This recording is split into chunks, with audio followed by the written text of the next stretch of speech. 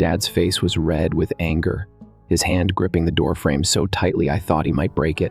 Out, now. Behind him, Vanessa stood with her arms crossed, a smirk stretching across her face like she had just won some twisted game. Yeah, good luck, loser, she added, her voice laced with mockery. I wanted to scream at her, to finally make Dad see her for the manipulative liar she was. But what was the point? I had tried before 100 times. It never mattered. Vanessa could probably rob a bank and still find a way to blame me for holding the door open. I turned to Mom, the only person in this house who had ever been on my side. Her eyes were filled with sorrow and frustration. Her hands clenched at her sides as if she wanted to fight back but knew it was pointless. She had tried to stand up for me before. It never worked. I took a breath and nodded at her, silently telling her it was okay. I wasn't going to beg. I wasn't going to cry. Fine, I muttered, turning away. I trudged up the stairs to my room, my mind racing. My room wasn't much a small bed, a desk, and a closet full of old clothes. It had never really felt like home, but at least it had been mine. Not anymore. I grabbed my backpack and started shoving in whatever I could. Some shirts, jeans, my phone charger. No money, no plan, just me. 16 years old and suddenly homeless. Downstairs, voices clashed. Mom's desperate, Dad's furious. And Vanessa, she was basking in her victory. She had done this, again, but this time she had gone for the kill. She told Dad I stole his expensive watch, the one he never let anyone touch, and sold it for quick cash. She even cried, pretending she was heartbroken over how horrible I had become. And, like always, Dad ate it up without question. I barely had a chance to defend myself before he shoved me against the wall, yelling about how ungrateful I was. Mom jumped between us, screaming that this was ridiculous, that I would never do such a thing. But Dad wouldn't listen. He never did not when it came to Vanessa. So I left. I didn't cry. I didn't argue. I just walked out with nothing but a backpack and my phone. No clue where I was going, no idea what I was supposed to do next. But I knew one thing: I was done with them. For 3 days, I stayed at Grandma's. I wasn't angry. I wasn't even surprised. Just tired. Grandma didn't pry. She never liked Dad. Never liked Vanessa either. Too much like her father, she muttered once. Entitled. Manipulative. Always gets her way. On the 3rd day, my phone rang. Mom. I hesitated before answering. Maybe she just wanted to check on me. To say sorry again. But the moment I picked up, I knew something was different. Her voice was calm, steady, firm. Noah, come home. I blinked. What? I'll send you money for the bus. Get here now. Mom, what's? Trust me. Just come. A second later, my phone buzzed with a text. A bus ticket. I stared at the screen, my heart pounding. Mom never talked like this, not unless she meant it. So I packed my bag, thanked Grandma, and got on the first bus home. When I stepped through the front door, Mom was standing in the hallway, arms crossed. She wasn't crying. She wasn't pleading. She looked ready. Come in, she said. I did, and that's when I saw them. Dad, Vanessa, sitting on the couch, looking like they had just seen a ghost. Dad had a drink in his hand, but his grip was unsteady, like he was holding on to it for dear life. Vanessa, for the first time in her life, wasn't smirking. I looked at Mom. What's going on? She exhaled slowly, then turned to Dad. It's time, Dad scoffed, setting down his glass. Time for what? Mom's voice was cold. Time for the two of you to leave. Silence. Vanessa let out a nervous laugh. What? Mom didn't blink. You heard me. Get out. Dad's face twisted into something ugly: shock, disbelief, then fury. He leaned forward, hands gripping his knees like he was about to lunge. Lisa, don't be ridiculous. This is my house. Mom didn't even flinch. No, Greg, it's mine. I paid for it. I paid for everything. Her voice was calm, steady, unshaken. And I'm done letting you live here like some overgrown leech. Vanessa sat frozen, mouth opening and closing like a fish, gasping for air.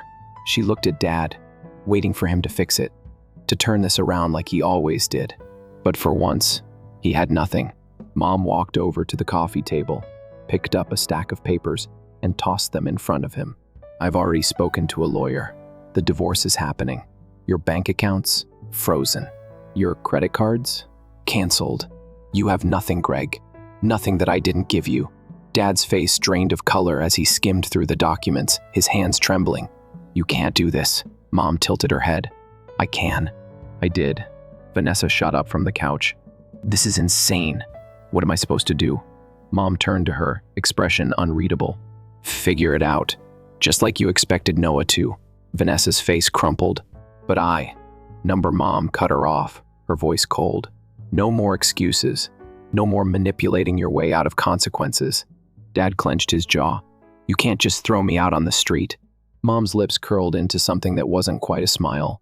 Funny, that's exactly what you did to Noah. Silence. For the first time, Dad looked at me. Really looked at me.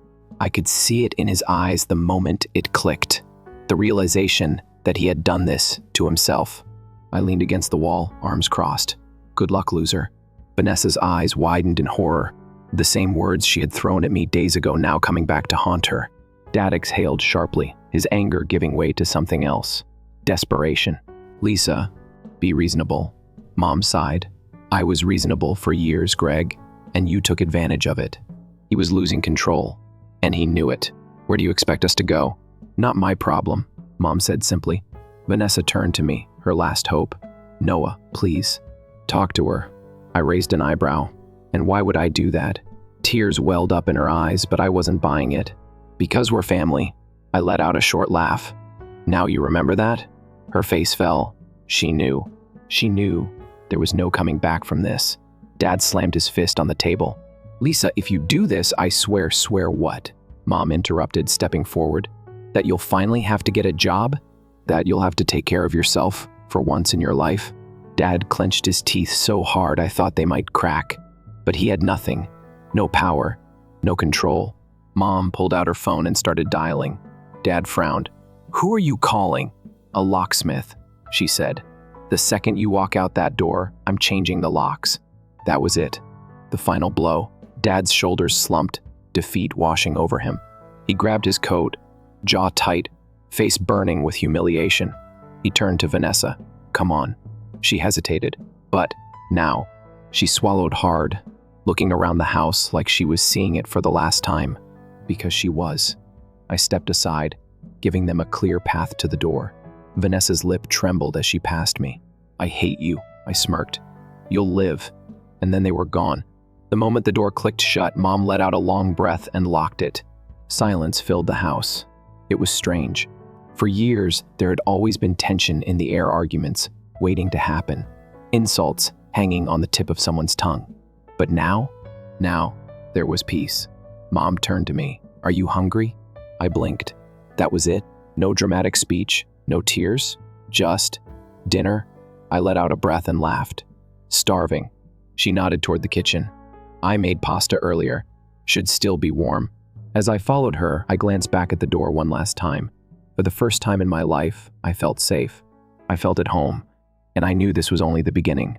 For the first time in years, the house was quiet. Not the tense, suffocating kind of silence that came before an argument, but real, peaceful quiet. It felt unreal.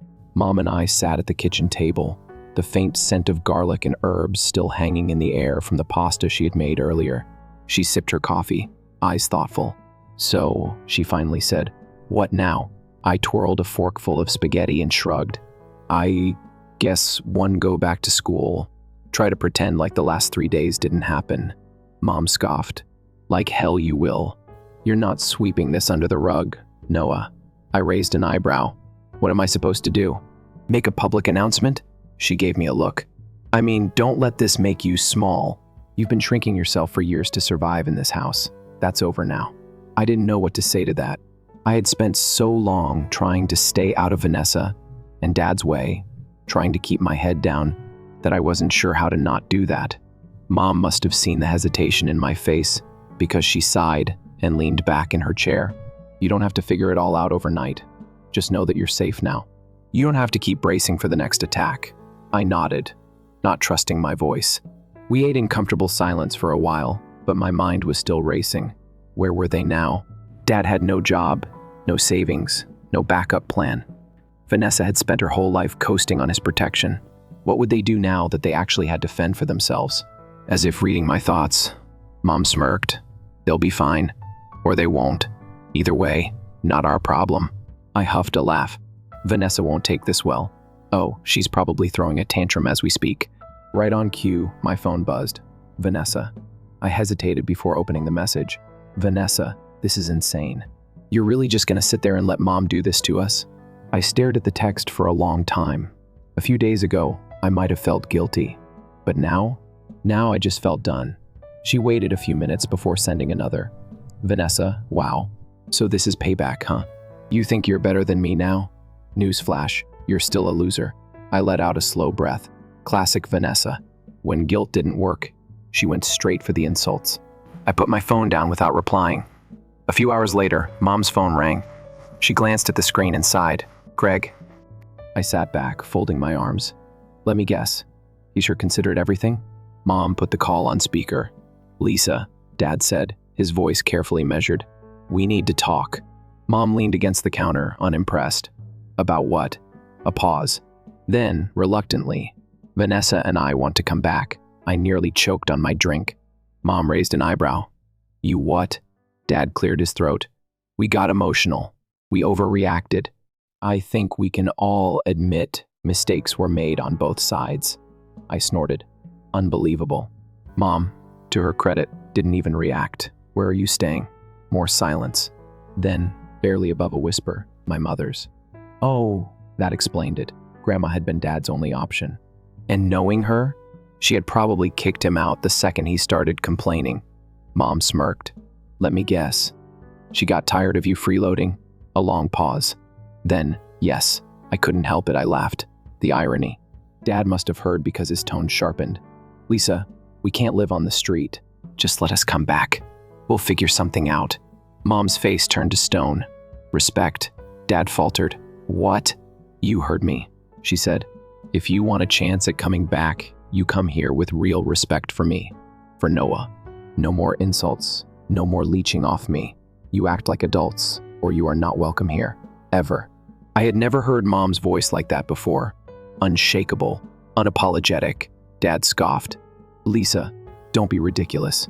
We're family. You kicked our son out. Mom cut in. Don't talk to me about family. I saw it coming before I even heard it, Vanessa's voice, whining in the background. Mom, please. No, Mom said. Final and absolute. I gave you everything. You threw it in my face.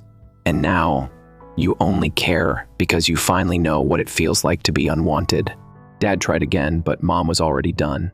And while we're at it, she added, let's talk about the divorce. Silence. Finally, Dad muttered. Lisa, I've already started the process, she interrupted. And if you think for 1 second you're getting anything out of me, you're delusional. I have paid for everything, Greg, and the law will reflect that. Dad's breathing got heavier. You're making a big mistake, Mom smiled. No, Greg, I made a mistake, marrying you.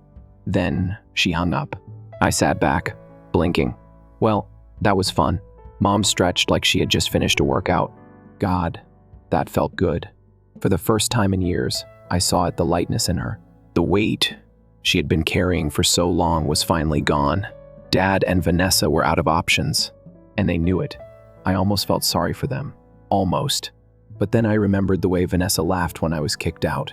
The way Dad never hesitated to throw me away. And suddenly I didn't feel bad at all. The days that followed were quiet, peaceful even. No more shouting matches, no more walking on eggshells. The house actually felt like a home for once. Mom and I settled into a new rhythm. She worked. I focused on school. We ate dinner together without tension hanging in the air. It was weird at first, this sudden calm after years of chaos, but I wasn't complaining. If Dad and Vanessa were struggling, they weren't letting us know. For the first time in forever, they weren't our problem. Or so I thought. One afternoon, I was lying on the couch, scrolling through my phone, when Mom's rang. She glanced at the screen, sighed, then put it on speaker. Greg. His voice was low, controlled, but I could hear the frustration beneath it. You won't believe this. Mom smirked. Try me. He exhaled sharply. It was Vanessa. My stomach tightened. What about her? The watch, he said through clenched teeth. The one she blamed you for stealing. She did steal it. She sold it months ago. Used the money for clothes and a damn game console. I sat back, processing that. I should have been angry. But honestly, I was just done. Of course she had. It was classic Vanessa lie. Manipulate, get what she wanted, then leave the mess for someone else to clean up. Mom let out a short laugh. Wow, Greg. You mean to tell me the daughter you trusted more than your own son lied to you? Imagine that. Lisa, don't start, he snapped. I rolled my eyes. Right. Because this was somehow still her fault. I kicked her out, Dad admitted after a pause. That made me sit up. Wait, what? She's gone, he said bitterly. I told her to get out, just like I should have when this all started. Mom shrugged. Well, that's your problem now. She has nowhere to go, he muttered. I could practically see the gears turning in his head, the desperation creeping in. He wasn't just calling to vent. He wanted something. She could call you. Mom cut him off immediately. If she does, I'll block her number. Silence. Then more quietly, Lisa. I screwed up. Mom didn't say anything. I see it now, he continued. I should have listened to you. I should have listened to Noah. For the first time, there was no arrogance in his voice. No entitlement. Just regret. Mom leaned against the counter, unimpressed. And a pause. Then, almost too quietly, can I come back? I nearly laughed. Unbelievable. Mom didn't even hesitate. No. Lisa, you have to. I don't have to do anything, she said. You chose this, Greg. You let Vanessa manipulate you. You threw our son out without a second thought. And now, you're facing the consequences. He was silent. Mom sighed. You have to pay for your mistakes, Greg. We all do. But you dug this hole yourself. And now, you get to live in it. A beat passed. Then, the call ended. Mom put her phone down and exhaled. Well, that was satisfying. I shook my head, still processing everything. So, what now? Mom smirked. Now, we move on. And for the first time, I believed her. A week passed. Then 2. At first, Dad and Vanessa acted like they didn't care. Vanessa posted on social media, pretending her life was still perfect. Dad tried to sound tough in the few texts he sent Mom, like he was choosing to be on his own, like this was just a temporary setback. But we knew better. Then one night, everything changed. I was in the kitchen grabbing a snack when I heard a knock at the door. It wasn't loud, not demanding, just hesitant. Mom glanced at me before checking the peephole. Her shoulders stiffened. Who is it? I asked. She didn't answer right away. Then, with a sigh, she opened the door. And there he was, Dad. He looked bad. His clothes were wrinkled, his hair unkempt. He had always cared about appearances, about looking like he had everything under control. But now, he looked lost. Lisa, he said quietly, can we talk? Mom crossed her arms. About what? He shifted uncomfortably, glancing inside. When he saw me standing there, his jaw tightened. I screwed up, he admitted. I see that now. I stayed silent, waiting. I was wrong about everything, he continued. About you, about Noah. I let Vanessa manipulate me. I let my own pride blind me. And now I have nothing. Mom's expression didn't change. And? He swallowed hard. I'm asking for another chance. I could almost hear my heartbeat in the silence that followed. Mom sighed. Not for you.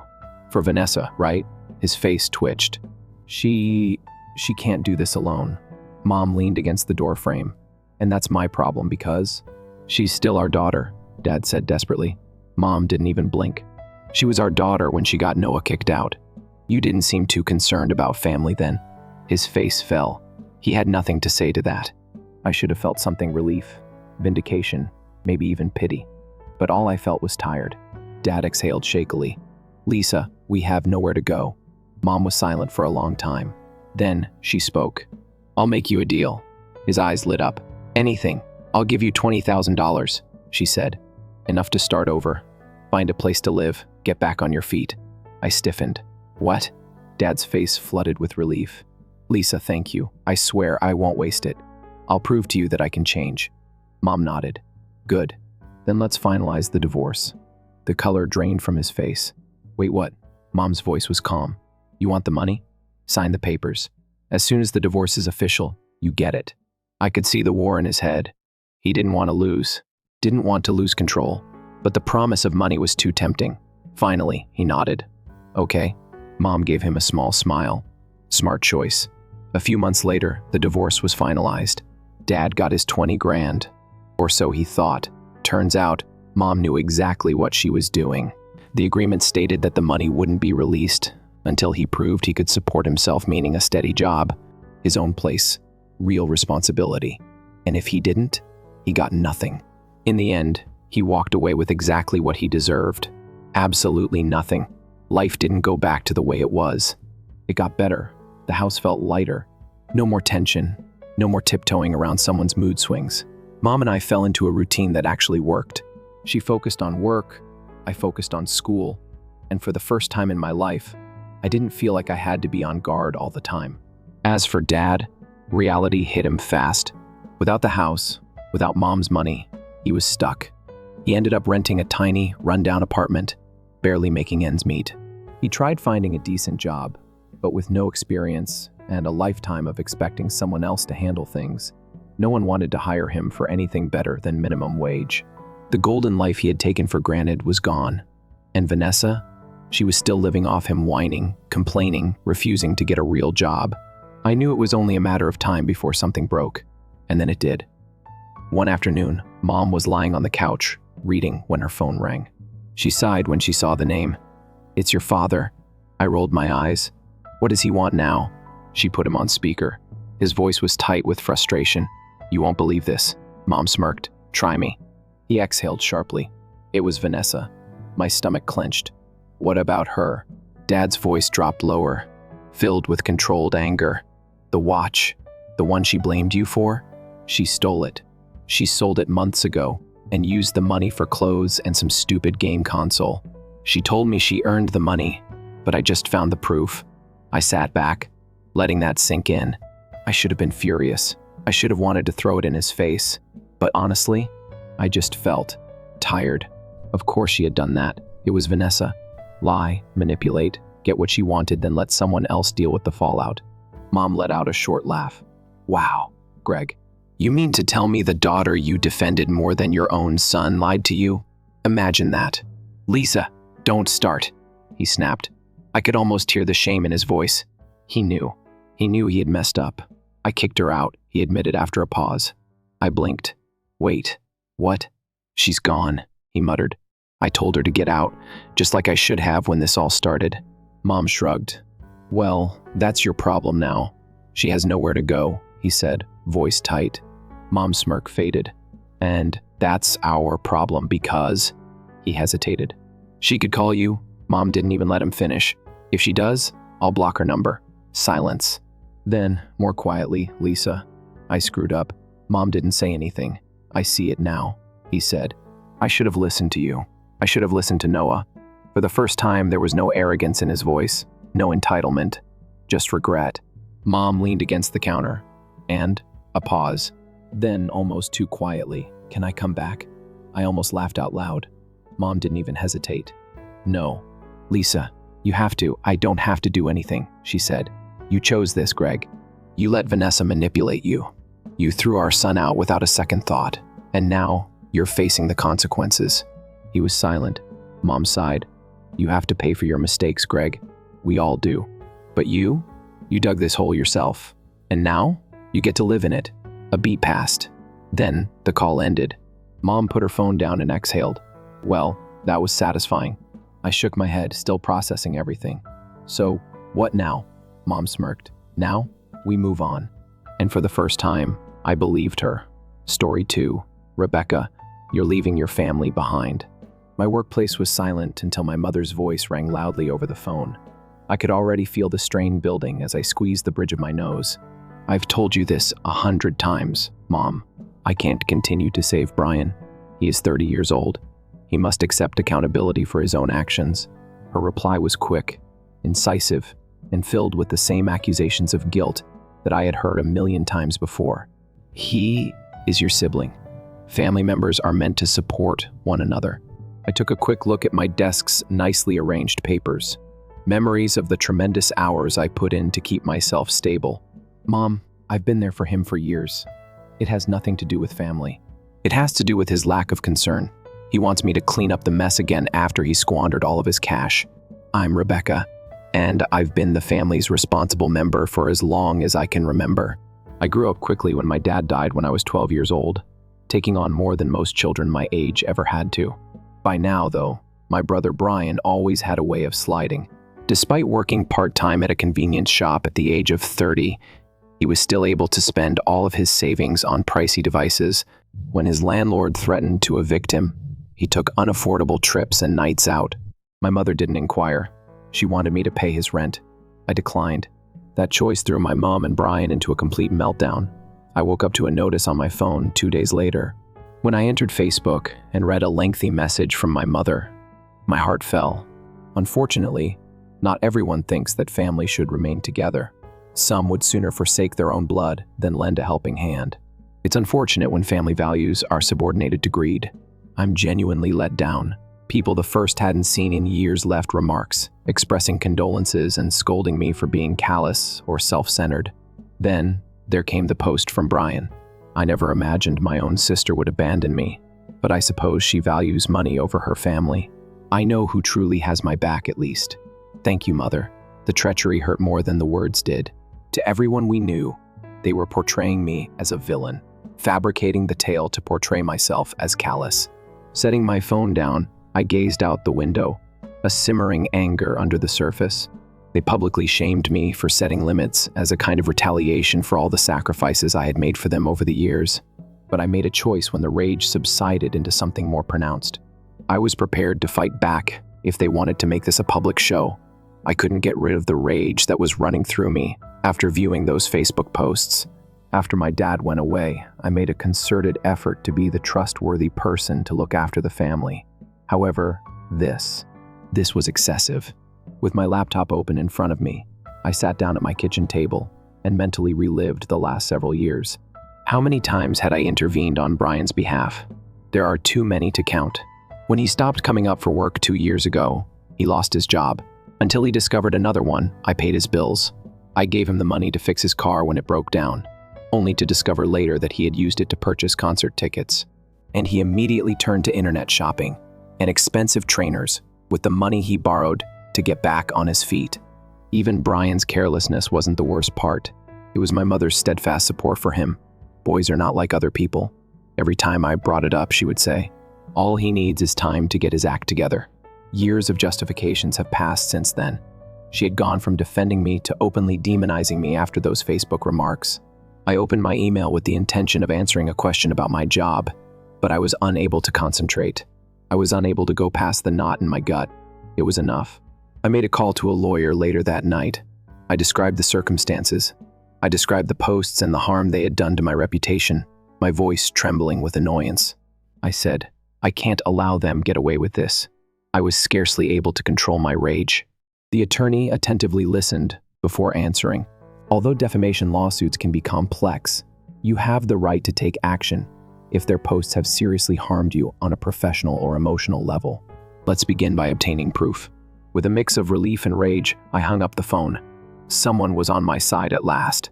However, as I collected screenshots of the posts, I had a thought. Brian and I each received an inheritance from my dad that was meant to be safeguarded until we turned 25. It hadn't occurred to me in years, assuming that my share was securely stored in an account. My curiosity overcame me. The next day, I gave the lawyer another call. "Could you check into my inheritance while we're at it? I simply want to confirm that everything is in order." "Of course," the attorney said. That request was going to reveal a far greater betrayal than a few Facebook postings, although I was unaware of it at the time. I got an email that made me shiver a week after I had phoned the attorney. "Results of the Red Inheritance investigation are the topic line." I attentively read the summary after clicking on it. My attorney had learned that Brian had been taking money out of what should have been my share of the inheritance for the previous 5 years. Up until my 25th birthday, my mother had been in charge of the account. However, it appeared that Brian had acquired it in some way and had been using it often ever since. As I flipped over the page, my hands shook. Thousands of money were lost. Who knew what I had done with money I didn't even realize I possessed? My lawyer's voice was stern but calm when I phoned him for further information. "Your sibling seems to have entered the account without your consent. It is obviously stolen. Much of what was rightly yours has been stolen by him." I tried to take in what he was saying while leaning back in my chair. How did this occur? For years, my mother managed the account. Nothing regarding Brian having access was ever mentioned by her. She might not have known. That's what the lawyer said. She could have trusted him to handle things appropriately, though. It's a major violation in any case. The ramifications were astounding. Not only had Brian been stealing from me, but my mother had also allowed it to happen that evening, whether she knew it or not. I was sitting at my kitchen table looking at the financial documents that I had received from my lawyer. Every transaction was like being slapped across the face. Electronics, trips, and concert tickets. Things that I had found difficult to pay for myself when Brian was living off of my money. All of a sudden, the Facebook post seemed like the least of my issues. This was no longer only about humiliating in public. The whole foundation of my family was betrayed by this. I considered phoning my mother at that very moment to demand answers, but I restrained myself. There would just be more deflection and guilt-tripping if you confronted her without a plan. I emailed my lawyer instead. "What will happen next?" I inquired. I decided I wasn't going to let this go by the time I went to bed. I had been the one who made sacrifices and maintained harmony for years, while Brian got away with everything. No more. One thought kept coming to me as I switched off the light. They're going to discover just who they're up against. I spoke with my lawyer about the next steps in his office the following day. As I presented all the information he had discovered, the cramped space felt oppressive. The inheritance isn't the only issue here. I spoke aggressively. My mother and Brian have gone too far. Even though those Facebook posts were awful, I now learned that he has been defrauding me for years. I want to do something about it, take serious action. My attorney gave a nod. His face was composed and businesslike. First, we will file a defamation lawsuit based on the posts on social media. However, we will need to pursue a different case in relation to the inheritance theft. With the records we have, it's simple, but it could get complicated. I don't mind being messy, I said, crossing my arms. I've had enough of them stepping all over me. I gave my mother a call that night. I needed answers, whether she was complicit in this or just blindly trusting Brian. "Hi, Mom," I said, my voice steady. "Rebecca," she answered quickly, her tone still carrying the usual edge of annoyance. "Are you calling to apologize? You know Brian is." "Save it," I interrupted, cutting her off mid-sentence. "I have some questions about Dad's inheritance, specifically about why Brian has been accessing my portion." There was a long pause on her end. "What are you discussing?" she finally asked, her voice tinged with confusion. Or was it guilt? "I had a lawyer look into it," I said. "For the past 5 years, Brian's been withdrawing money from my share. Thousands of dollars. Mom, did you know about this?" Her hesitancy spoke volumes. "Rebecca, it's not what you think," she said finally. "Brian, he needed aid. He assured me he'd pay it back." My chest constricted, a mixture of rage and disbelief sweeping over me. "You were aware? You knew he was taking from me, and you didn't say anything." "I didn't believe that was stealing," she added defensively. "It's family money. He was in a bad place and I trusted him to handle it correctly." I laughed fiercely, responsibly. "He's been blowing it on holidays and gadgets while I've been working myself to the bone, and you let it happen." "Rebecca, please," she pleaded. "You don't comprehend. Brian has been having difficulties. I assumed you'd manage without it. It's not for you to decide that." I lost my temper. "You gave him the money as if it were nothing, even though I trusted you to keep it safe. How deceived do I feel at the moment, do you know?" I was no longer able to listen to her arguments. "We're done talking," I said icily. "My lawyer will be speaking to you." A flash of awareness swept over me as I hung up. I had allowed them to control me and shame me into obedience for years. No more. It was more than just taking back what was rightfully mine. It was about defending myself at last. That phone call had immediate repercussions. My phone was flooded with missed calls and anxious texts from my mother the next morning. In the voicemails, she alternated between being defensive and pleading. "You can't do this, Rebecca. Brian had no malicious intent. Then, let's simply get together and discuss this as a family. You don't have to hire solicitors." However, I didn't answer. I had a feeling of mastery. The money was no longer the only consideration. It was about establishing limits and letting them know that I would no longer be their doormat. Naturally, Brian adopted a different strategy. I discovered a fresh wave of posts directed at me when I checked Facebook later that day. She first declines to assist her own brother. She is now threatening to sue her family for financial reasons. Greedy, self-centered, and callous.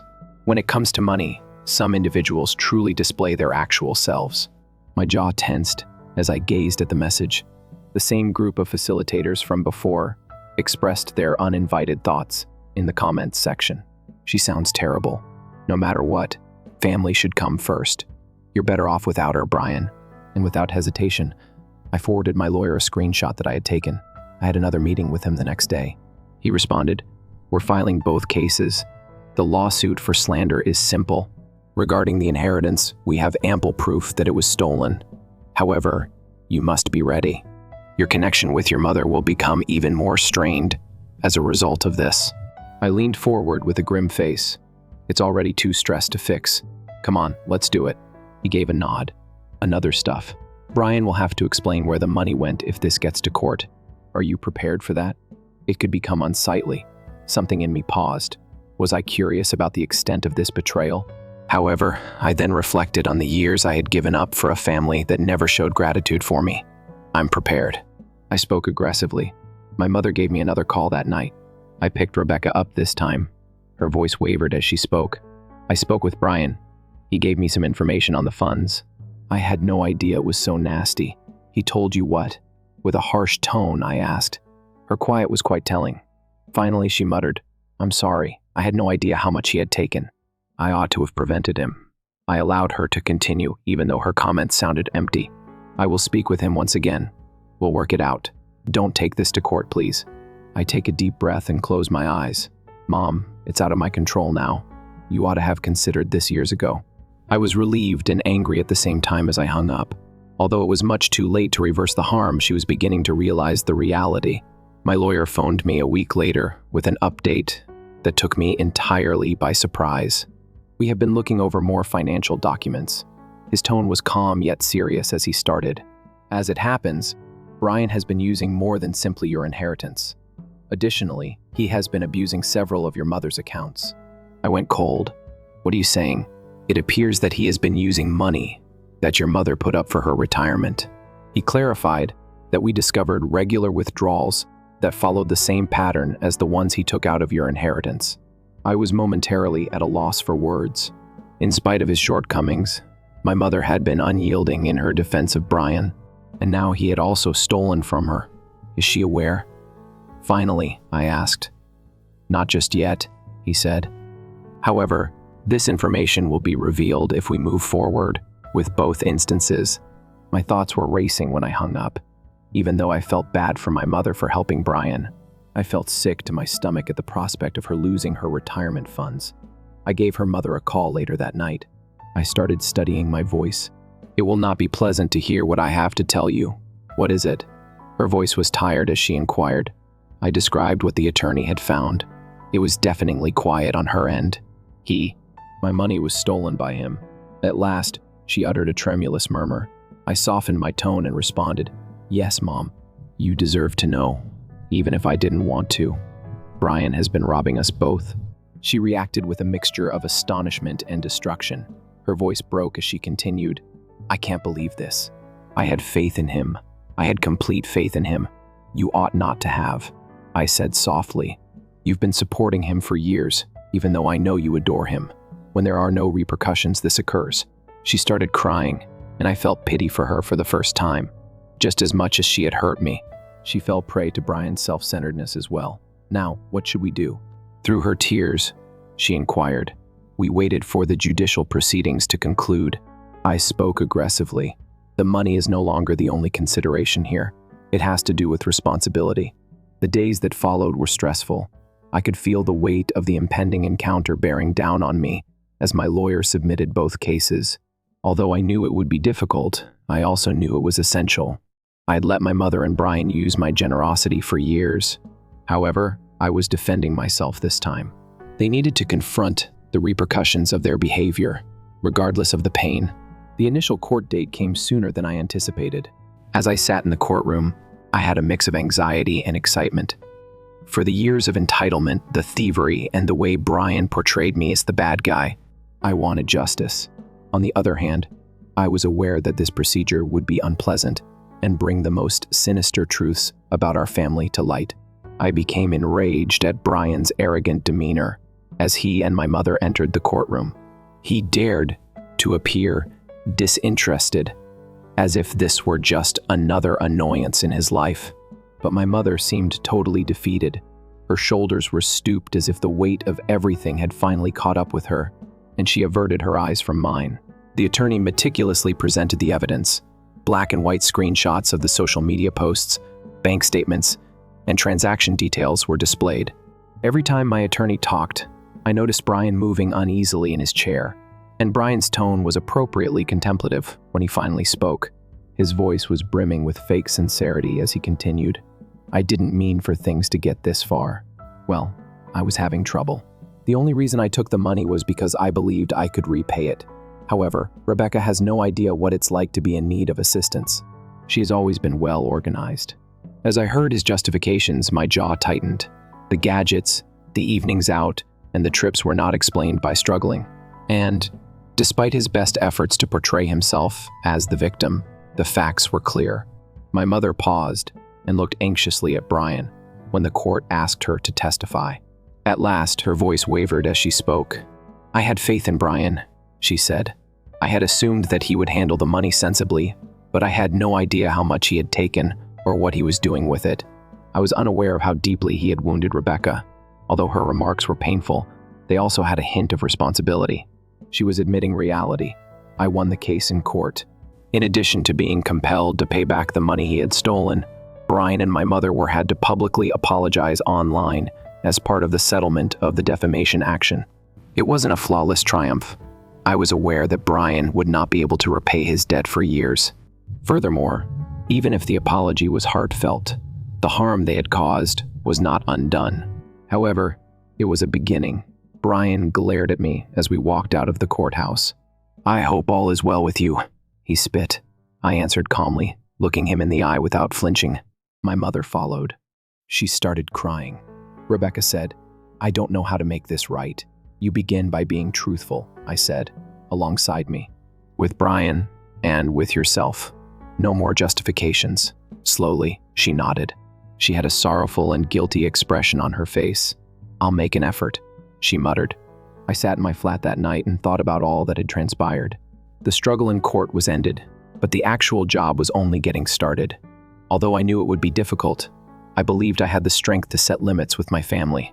Even though it was painful to see my mother and brother for who they truly were, I was relieved that I had at last defended myself. Life was strangely calm in the weeks after the court decision. My mother no longer bombarded me with texts and calls requesting that I help Brian or resolve their most recent problem. She appeared to have retreated as a result of the decision, or perhaps she was simply too ashamed to approach me. However, the quiet didn't seem meaningless. It was peaceful. My phone rang one afternoon when I was at the kitchen table going over my invoices. My mother's name briefly displayed on the caller ID. I thought about leaving it on voicemail, but I had to answer for some reason. I said in a neutral tone, Hello, Mom. Hello, Rebecca, she said, a little hesitantly. I've been considering every aspect of the bequest. The case in court. Brian, uncertain of where this was headed, I waited. She went on. At first, I didn't want to believe it, but I can't ignore the truth anymore. Regarding him, you were correct about me. I allowed him to take advantage of you and watched as he caused you pain. I'm so sorry. I wasn't prepared for how hard her remarks affected me. I had hoped for an apology like this for years. I wasn't sure how to feel, though, now that it was here. I appreciate you expressing that. Finally, I said, Mom, it's not simply about saying sorry. The goal is to change. I've allowed you and Brian to treat me like I'm unimportant for years. That must end. She let out a sigh. I am aware that I have been considering ways to improve. I just hope we can work things out before it's too late. I took a while to reply. There is yet time. Eventually, I responded, but it will take time. Brian, meantime, had been radio quiet. A part of me questioned whether he was planning retaliation. However, my attorney advised me that he could not financially retaliate because of the agreements. I knew better than to put my confidence in him, though. I was notified one day that Brian had made a post on Facebook. I opened it against my better judgment. I'm getting ready for more hate mail. Rather, I came upon a post that was very different from his typical tone. I would like to express my regret to everyone. I have harmed, particularly my sister Rebecca. I'm trying to make up for the mistakes I did that cannot be undone. I'm hoping she'll forgive me, but I know it will take time. I couldn't decide if I should laugh or cry. Was this only a show, or was he genuinely attempting to accept responsibility? In any case, I chose not to answer. I was not prepared to reopen that door. Not quite yet. I started to reconstruct my life in the months that followed. I pushed myself into my work, picked up some abandoned hobbies, and even began organizing a long overdue trip. My mother and I continued to have a functional but brittle relationship. She tried to give me a call once a week, not to berate me or make demands, but to find out how I was doing. Even though it was a tiny step, it felt important. Regarding Brian, I avoided him. He had been ordered by the court to repay the money he had stolen, but I knew I wouldn't see the majority of it for years. I was okay with that. I wasn't waiting for him to change his ways. The most important thing was that I had regained my authority. A few months later, I was enjoying a cup of tea while sitting on my balcony and seeing the distant twinkling city lights. For the first time in a long, long time, my family's incessant requests were not on my mind. Things have altered in my life that I never would have imagined.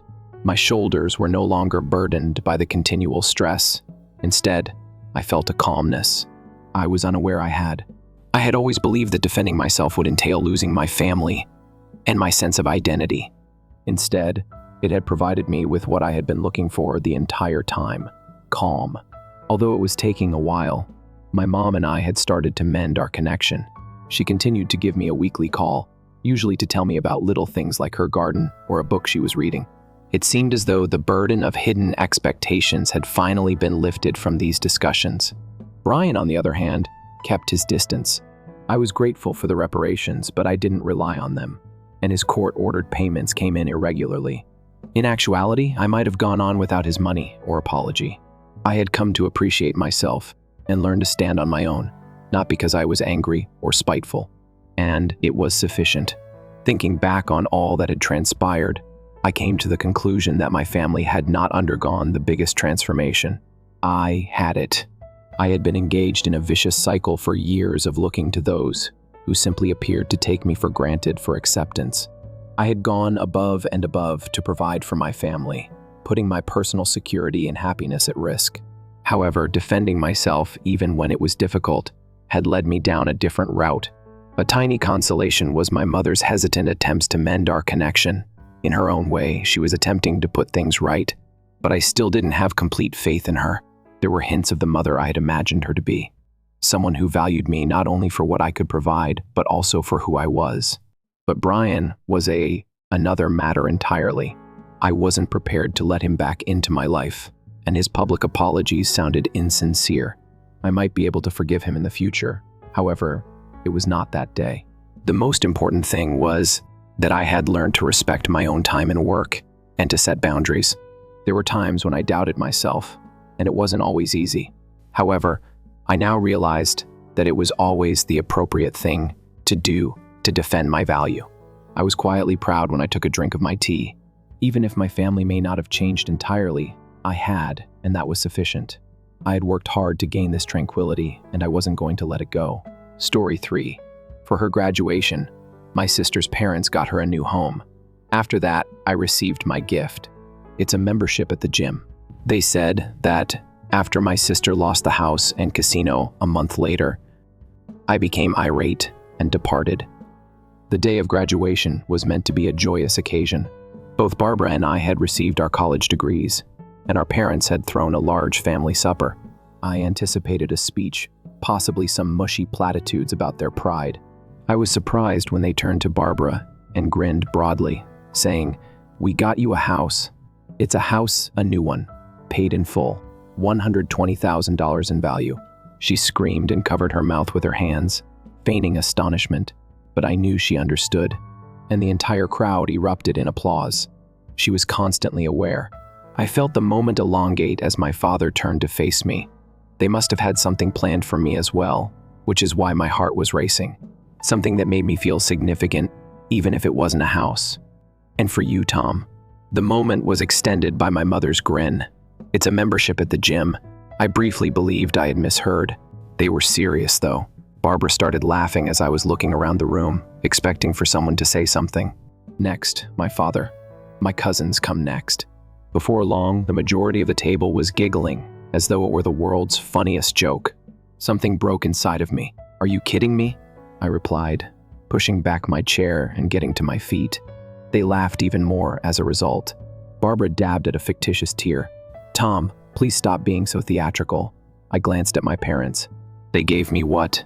And they gave her a house? An indication that I ought to reduce my weight. My mother sighed, like I was making her seem bad. "Tom, it's for your health. You ought to be thankful." Barbara grinned as she reclined on her chair. "Indeed, Tom. Going to the gym can help you acquire a house in the future." That was it. The only one who wasn't laughing was my uncle, so I turned to him. He gave a little shake of his head, as though he was incredulous at what he was witnessing. "You know what?" I replied, grabbing my coat and turning to face my parents. "Don't cancel your gym membership." I then turned to face Barbara.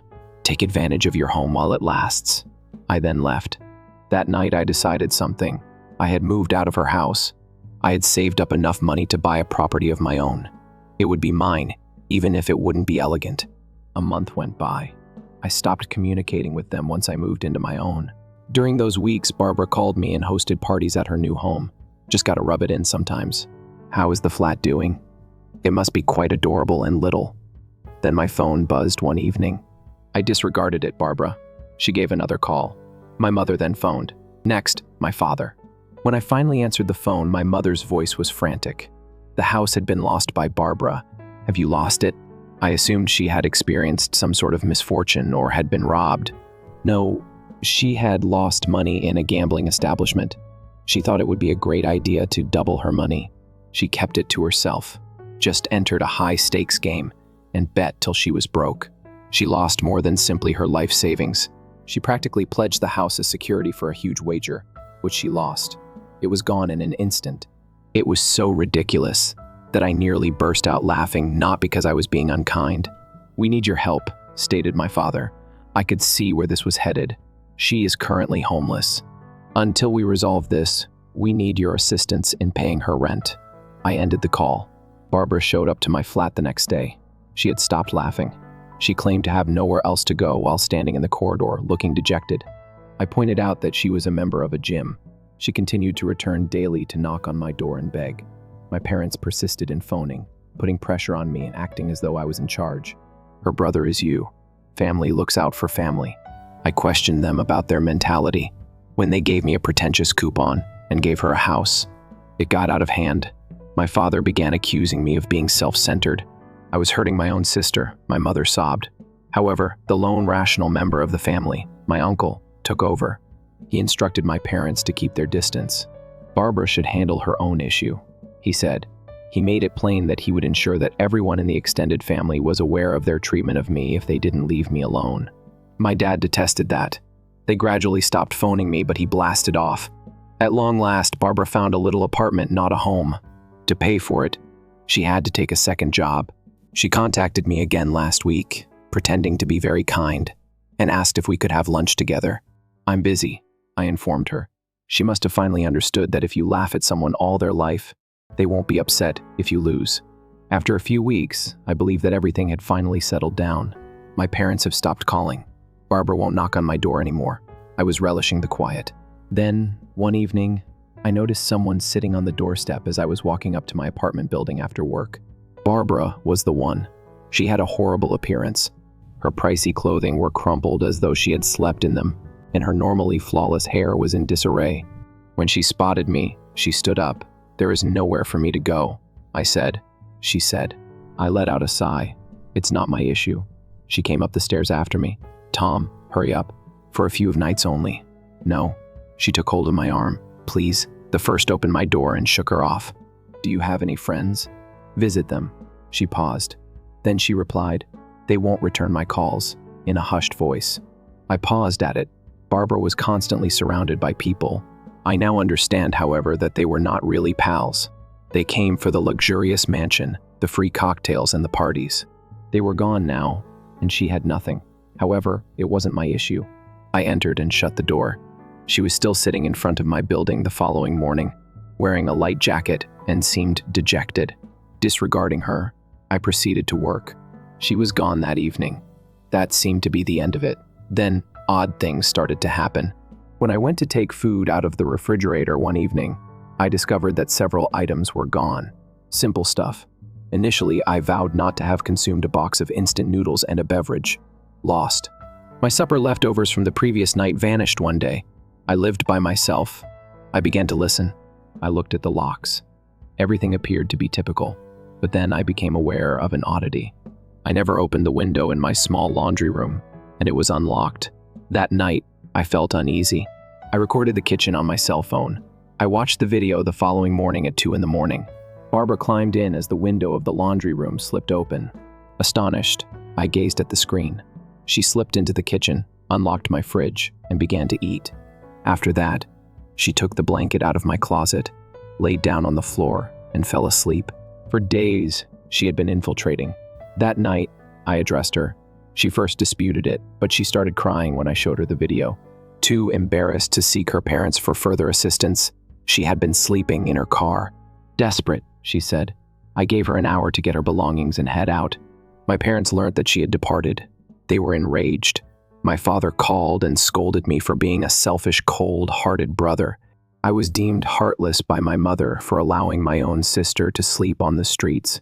I denied to them that I was the one who had gambled her house away. My uncle called me a couple of days later. It did not surprise him. He informed me of something I was unaware of. Since we were little, Barbara had received everything from my parents. They purchased her another automobile without hesitation after she damaged her first. They hired someone to tutor her after she failed college classes. They covered for her every time she made a mistake.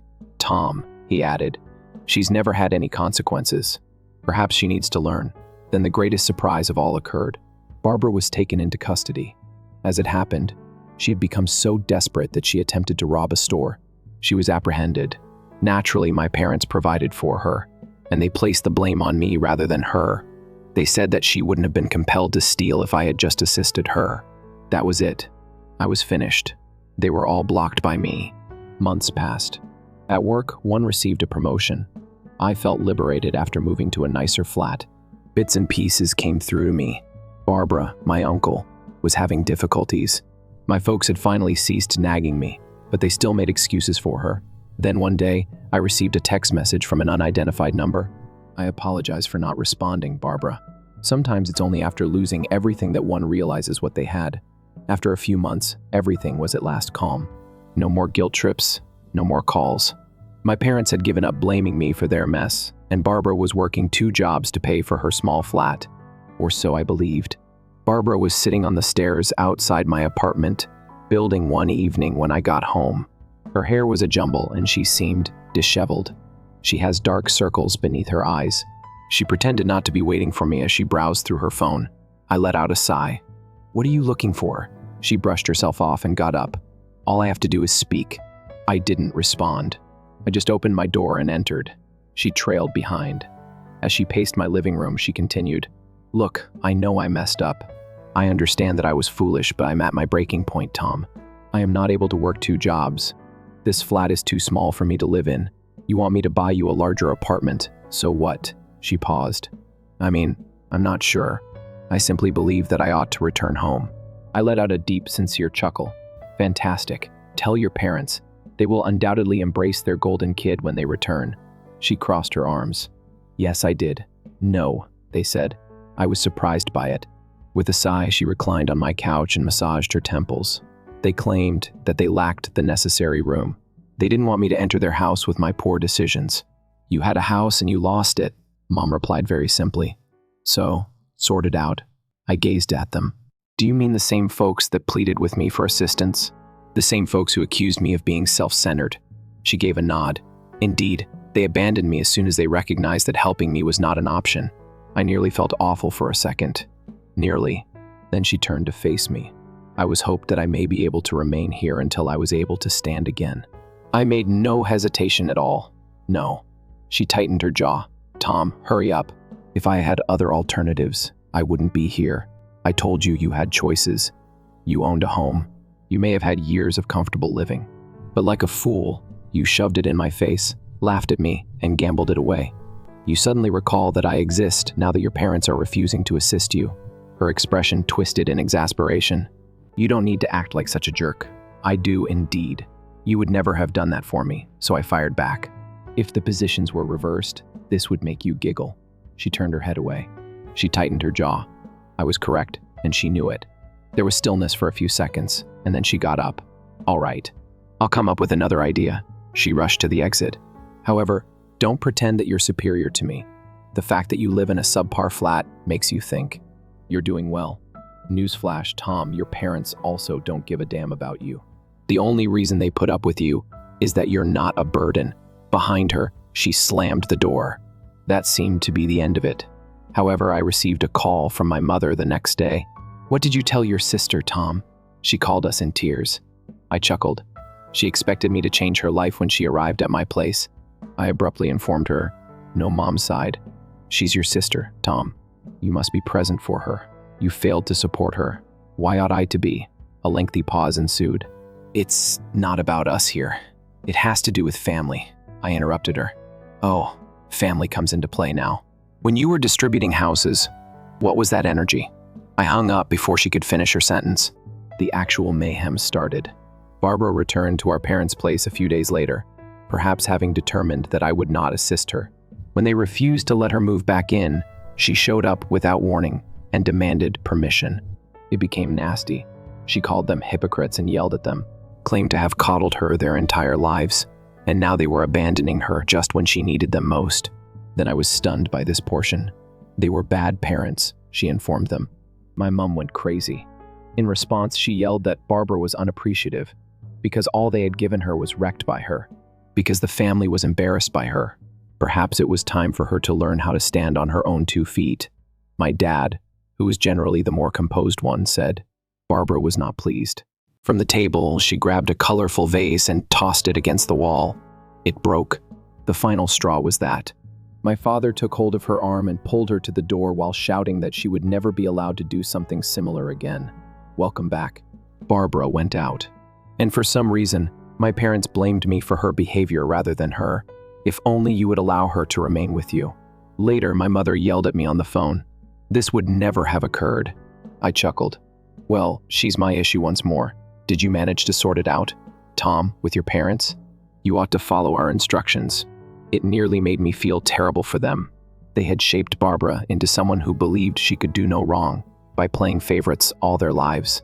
Moreover, it had backfired. They didn't know how to handle her. I declared me finished. I refused to cover Barbara's rent. I refused to correct her errors. I refused to participate in their family's drama any longer. My uncle took over once again at that point. That evening, he gave me a call. Tom, you have to establish some boundaries. Until you do, they will not stop. I informed him that I had already. Excellent. Because I'm going to get engaged if they continue like this, even if it damages our family's reputation. I don't care. My parents stopped calling after that, but I'm not sure what he said to them specifically. Barbara ceased to appear. My life had not been so peaceful in years. Barbara then sent me a text message a week later. I hope all is well with you. You achieved your goal. To be honest, I was happy, so I didn't respond. For a time, everything was quiet. No more guilt trips, no more calls. There will be no more Barbara knocking on my door, trying to find a way out.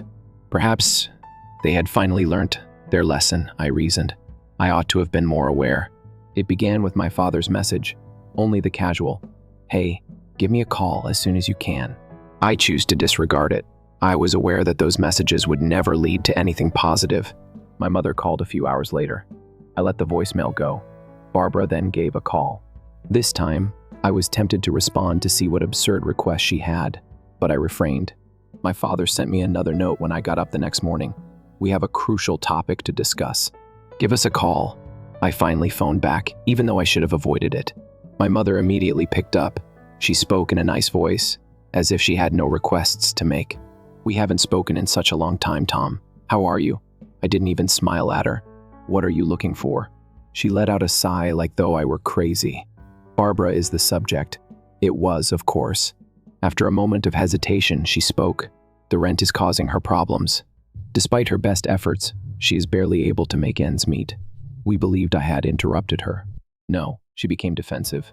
What I was about to say, you have no idea. Yes, I do. You were going to ask me for help paying your rent, I said. And the response is no. She sighed. She's your sister, Tom. She is a member of the family. All she needs is a little assistance to get back on her feet. Like the house she lost in a casino, The one you gave her. After a lengthy silence, my father eventually said something. She was wrong. She is, however, learning. We only ask that you do a small amount. We'll all contribute. I laughed at it. Oh, really? How much each of you is putting in? Quiet. Well, we help in other ways, my mother answered. That meant something to me. She didn't receive any money from them. What specifically do you want me to do while you pay her rent? Encourage her. My father became abrasive. Avoid being impolite, I sneered. Oh, but asking me to look after your favorite child isn't rude. When I needed support, what was that generosity? As if she were the victim, my mother let out a sigh. It's not about that, Tom. You're doing well. You're stable. Barbara doesn't. I have no problem with it.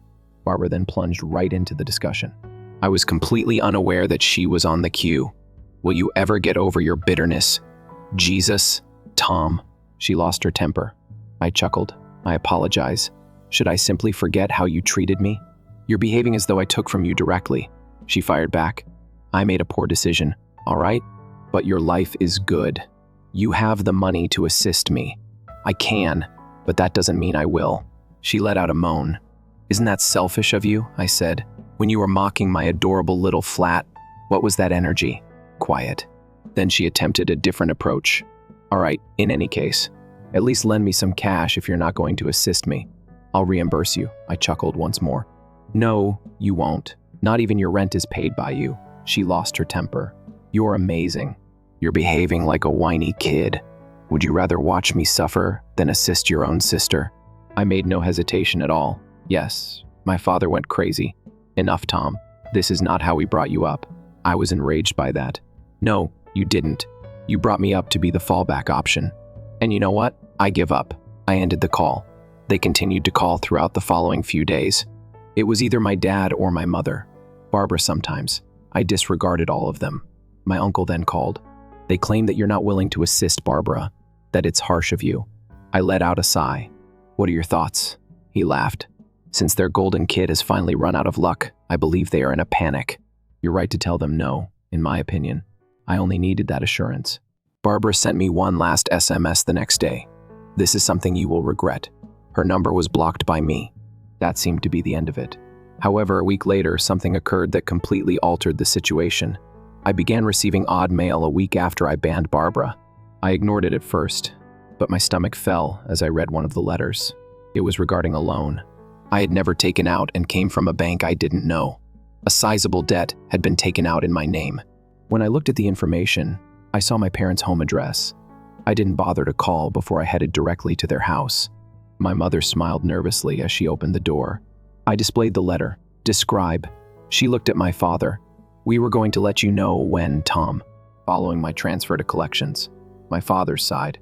Tom, it's only a loan. We required some assistance. With what? Covering the cost of Barbara's mess. Barbara crossed her arms and went outside. You're going overboard. It nearly made me chuckle. I'm overreacting because you took my identity. My mother took hold of my arm. You were reared by us. You owe us something, don't you? I was struck by that. I see.